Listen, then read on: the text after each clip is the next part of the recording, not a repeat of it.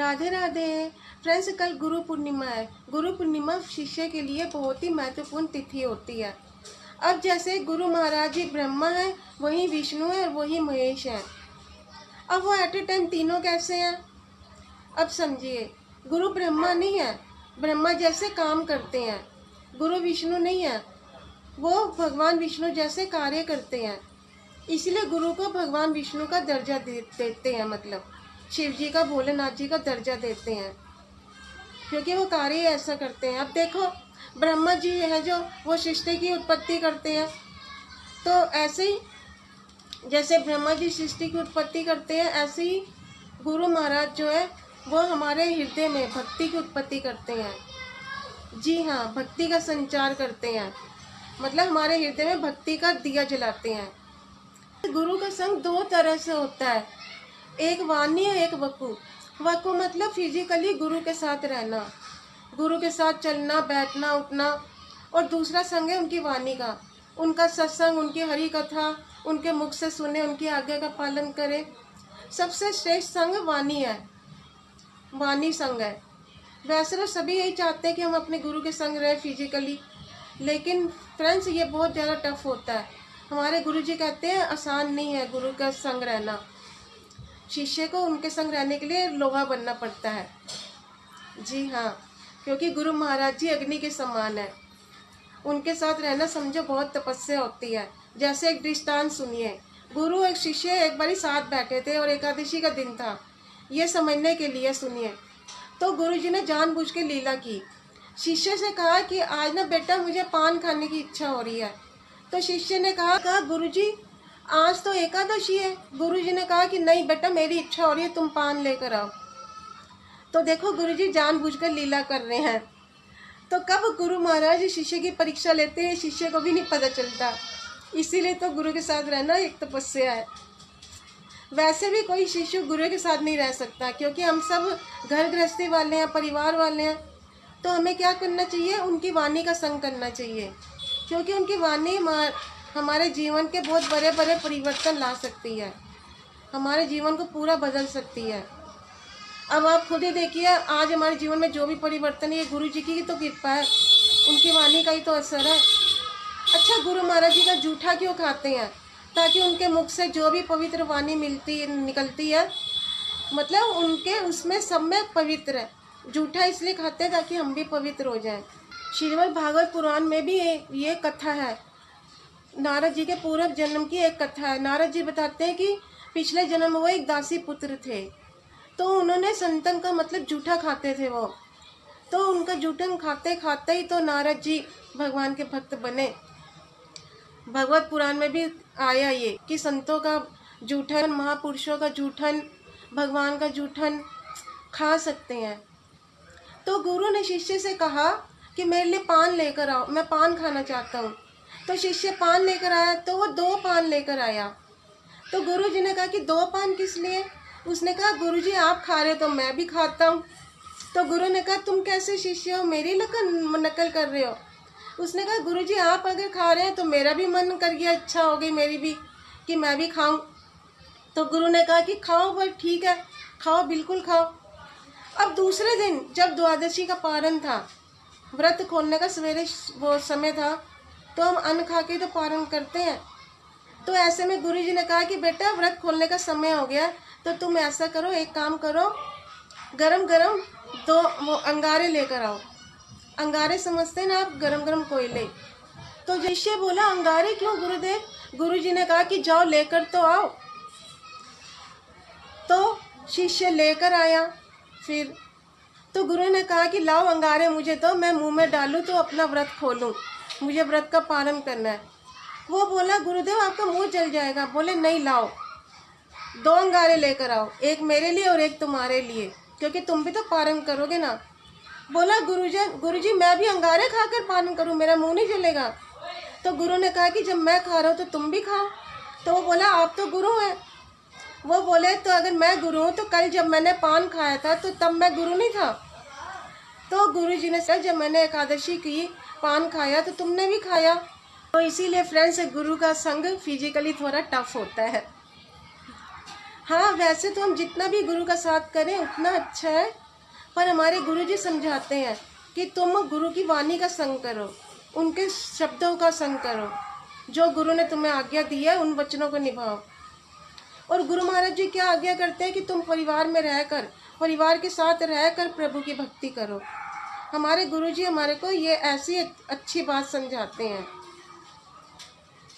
तो ये करके दिखाओ, ये टफ है। और जंगलों में रहकर अकेले एकांत में भक्ति करना वो आसान है, परिवार की जिम्मेदारी में रहकर भक्ति करके दिखाओ, ये कितना टफ है। और यही तुमको करना है। तो कल गुरु पूर्णिमा है फ्रेंड्स, तो कल दिन के 12 बजे तक व्रत है। तो जिनके जीवन में गुरु है वो ये व्रत करें। और सवेरे ब्रह्म मुहूर्त में 4-5 बजे अगर आप पूजा करें तो और भी बेहतर है। 6 बजे कर लें, मतलब 12 बजे से पहले तक आप कर लीजिए। और अगर आप कहते हैं कि शाम को 4 बजे पूजा करेंगे तो आपको 4 बजे तक का व्रत रखना होगा। इसीलिए बेहतर यही है कि आप सवेरे ही कर लीजिए।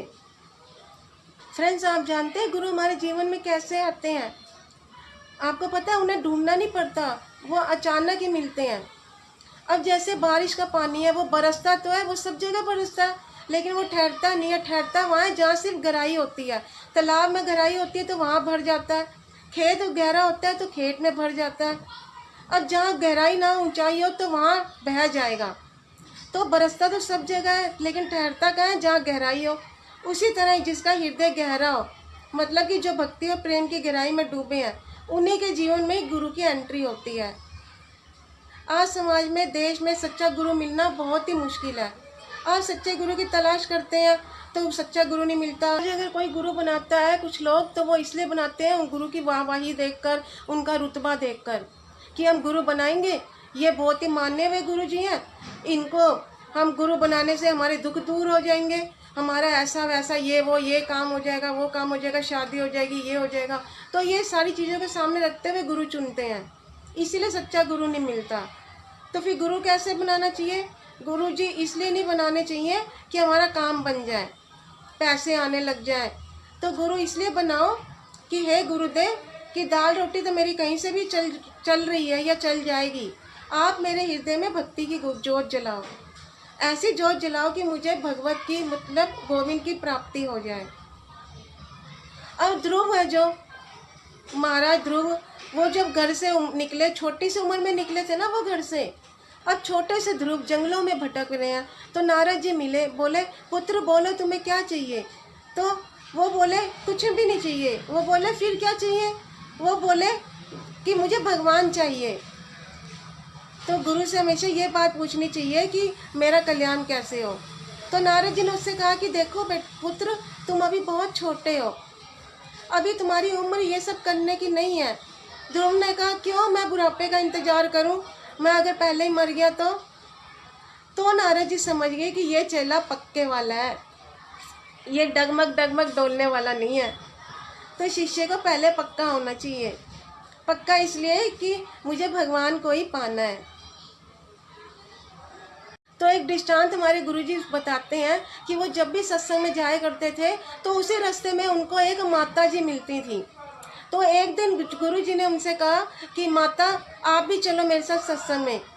तो वो बोली कि नहीं बेटा, मुझे तो जब भगवान बुलाएंगे मैं तब आऊँगी। तो गुरुजी चले गए।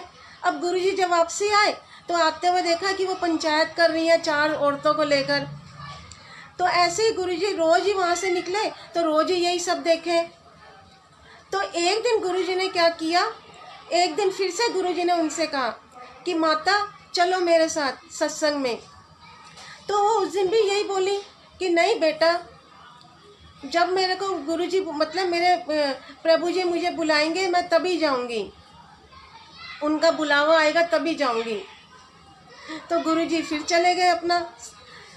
तो लौटते वक्त उन्होंने देखा कि आज फिर से ये पंचायत कर रही हैं और उसी स्थान पर बैठी हैं, मतलब टस से मस नहीं हुई। गुरुजी ने उनसे पूछ लिया कि माता जी एक बात बताओ कि मैं जब गया था तब भी आप यूं ही बैठी थी और अब मैं आया हूँ तो आप तब भी यूं ही बैठी हैं, तो क्या आप अंदर नहीं गई इस बीच? वो बोली नहीं बेटा, मैं तो तब से यहीं बैठी हूँ। तो उन्होंने कहा कि फिर आप सत्संग में क्यों नहीं आई? बोली, बेटा जब मेरे प्रभु जी मुझे बुलाएंगे मैं ज़रूर आऊँगी। अब आप ये बताओ फ्रेंड्स, भगवान कैसे बुलाते हैं? अब भगवान जी ने गुरु के मुंह से कहलवाया, तो अब आप क्या चाहते हैं कि भगवान उठा कर लेकर जाएं? भगवान बुलाएंगे तो आएंगे। अरे कैसा बुलावा होता है, कोई समझता ही नहीं है।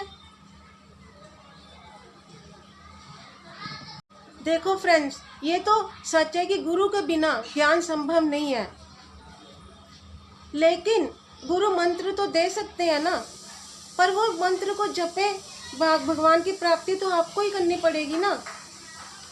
अब गुरु पूर्णिमा क्यों मनाते हैं?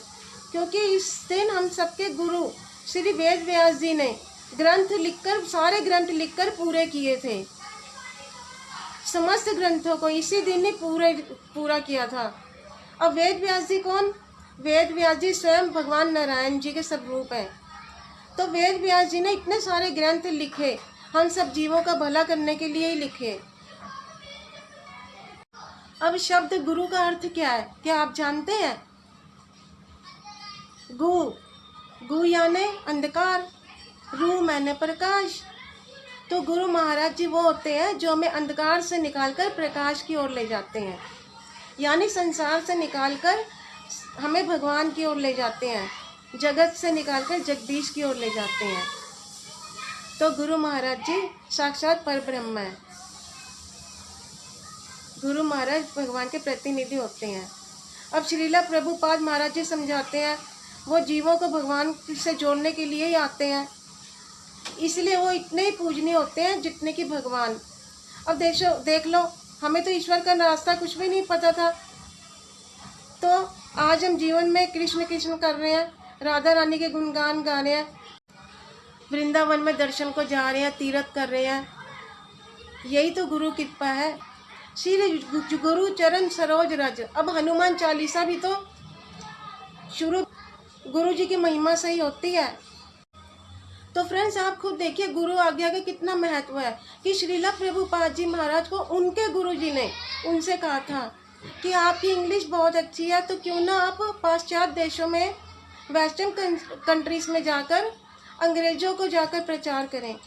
तो श्रीला प्रभुपाद महाराज जी ने अपने गुरु के वचनों को गहराई से लिया और गुरु की आज्ञा का पालन करने के लिए 70 वर्ष की उम्र में 1965 में वो अमेरिका जाते हैं और लाखों अंग्रेजों को कृष्ण भक्त बनाते हैं। ये उनकी गुरु आज्ञा है। तो ना जाने कौन कौन से मुल्क है, सब मुल्कों में गए और हर किसी को कृष्ण की भक्ति मतलब दी, करवाई। हरे कृष्ण कृष्ण कृष्ण हरे हरे, हरे राम राम राम हरे हरे। तो इसीलिए उन्होंने भी अपनी गुरु की आज्ञा का पालन किया। उनको ये आज्ञा 1922 में मिली थी और वो 1965 में गए। तो वो 43 साल के बाद भी गए, यानी कि 43 साल तक भी उनको ये पता था कि गुरु की आज्ञा का पालन करना है। तो इतने बरस उन्होंने खुद को प्रिपेयर किया था, पूरी तरह से प्रिपेयर होकर ही वो अमेरिका जाते हैं और वे कार्गो के शिप, पानी के जहाज में 2 महीने की ट्रैवलिंग करते हुए गए। आज कहाँ फ्लाइट में इंसान मतलब 24 घंटे में ही अमेरिका, लेकिन आप खुद देखिए उनको 2 महीने लग गए थे। और जब उन्होंने ये यात्रा शुरू की थी, ये यात्रा बहुत टफ थी फ्रेंड्स। इसी दौरान चलते यात्रा में भी उनको हार्ट अटैक भी आया था। तो हमारे गुरु जी भी यही कहते हैं कि जो शिष्य अपनी गुरु के आगे में चलता है वो चमक जाता है। तो गुरु को साधारण कभी मत समझना। तो कल गुरु पूर्णिमा है, तो पूजा कीजिएगा और व्रत रखिएगा। राधे राधे।